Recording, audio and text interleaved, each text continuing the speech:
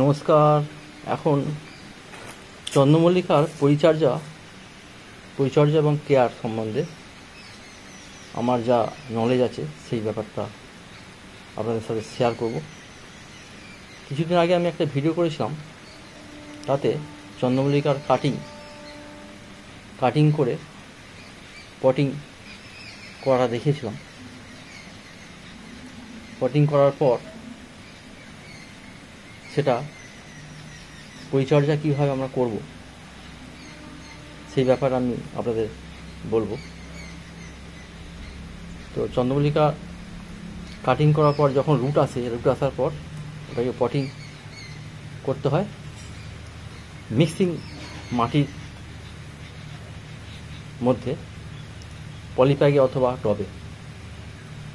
তো এই চন্দ্রমল্লিকার মোটামুটি বয়স 2 মাস। এটা টাইম বাই টাইম এখন পিচিং করার সময় আর সার দেওয়ার সময় আমি একবার পিচিং করেছি, দেখছেন এর ডগটা নখে করে উপরের যে ছোটো ছোটো পাতা দুটো প্রতিটা ডগে আমি কেটে দিয়েছিলাম। কেটে দেওয়ার পর সাইড থেকে আস্তে আস্তে ওর ব্রাঞ্চ বেরিয়ে ওটা ঝাড় হয়ে যাচ্ছে আস্তে আস্তে। আর মোটামুটি পটিং করার পর এর একটা ভালো সার আছে, দুটো সারের আইটেম মাথায় রাখতে হবে। একটা হচ্ছে DAP, die ammonium phosphate. DAP দানা আকারে পাওয়া যায়, আর তার সাথে গুঁড়ো সর্ষে খোল ডাস্ট যদি গাছের গোড়া থেকে একটু দূরে দিয়ে দেওয়া হয়, দেওয়ার পর মাটিটা একটু উস্কো করে তার মধ্যে জল দিয়ে দেওয়া হয়, তাহলে আস্তে আস্তে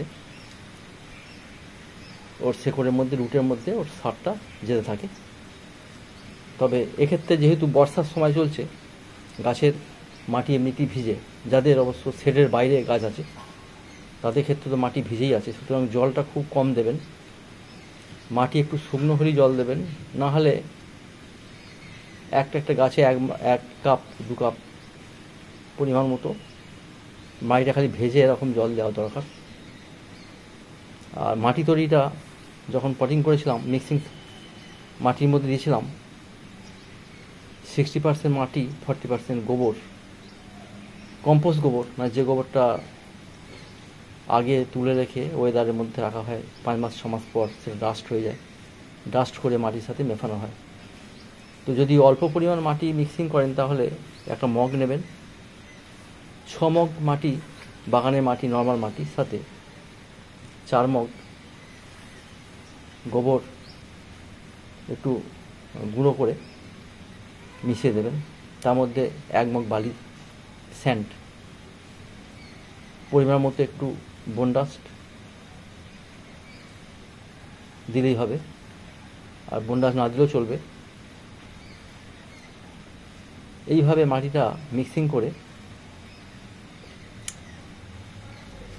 আমরা টবে বা পটে, পলিব্যাগে গাছ লাগাতে পারি। 4 ইঞ্চি টব, 6 ইঞ্চি টবে গাছ পটিং করতে পারি।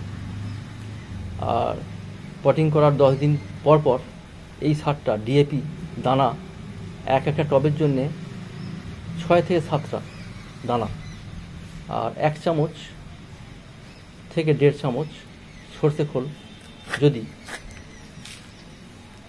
ওই টবের কোনো একটা জায়গায় রেখে দিলেও চলবে, বা একটু ঘুরিয়ে গোড়া থেকে দূরে দিয়ে দিলে চলবে। তারপর একটু জল দিয়ে দিন, তারপর আস্তে আস্তে ওটা সারটা গাছে চলে যাবে। আবার 10-12 দিন পর আবার ওই একই সার ব্যবহার করলেন, তাহলে গাছটা ঠিকভাবে বেড়ে উঠবে। আর বর্ষার সময়টা একটু ফাঙ্গাস হওয়ার চান্স থাকে, সেই জন্যে ফাঙ্গাসের জন্যে আপনাকে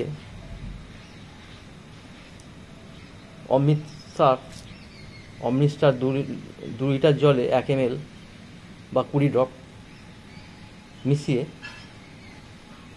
স্প্রে করতে পারেন গাছে। অথবা ইন্দোফিল M45, ওটাও 1 লিটার জলে 1 ml, অর্থাৎ 10-15 ড্রপ দিয়ে স্প্রে করতে পারেন। আর এই ফাঙ্গিসাইড বর্ষার সময়টা একটু বেশি লাগে, কারণ বর্ষাতে প্রচুর ফাঙ্গিসাইড হওয়ার জন্য পাতাগুলো কুমড়ে যায় বা ঝরে যায়। আর ইনসেকটিসাইড 15 দিন পর 2 ml 2 লিটার জলে 2 ml থেকে 3 ml কাকা বলে একটা ইনসেকটিসাইড আছে,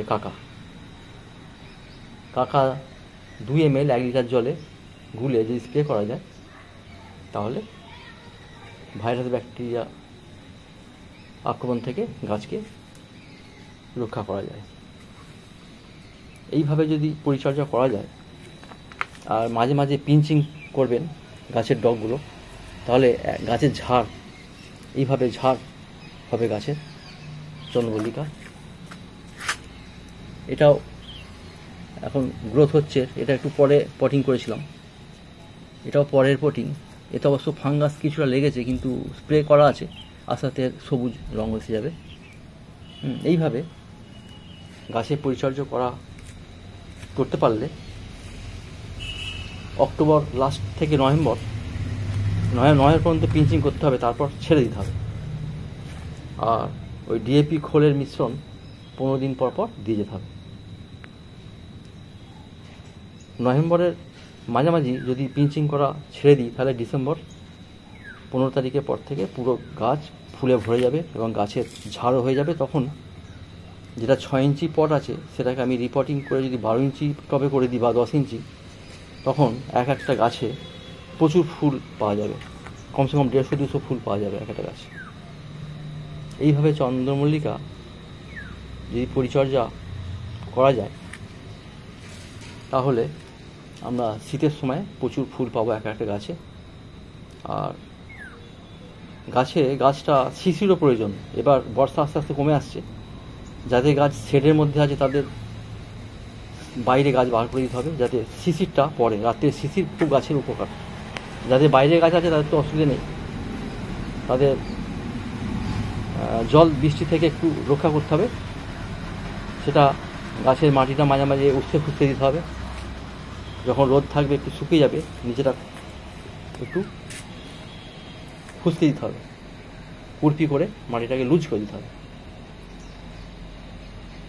এইভাবে যদি পরিচর্যা করা যায়, তাহলে দেখা যাবে শীতকালে একটা গাছে খুব ভালো ফুল পাবো। চন্দ্রমল্লিকা এইভাবেই পরিচর্যা করার অভিজ্ঞতা আমার ছিল, যেটা আপনাদের সঙ্গে শেয়ার করলাম।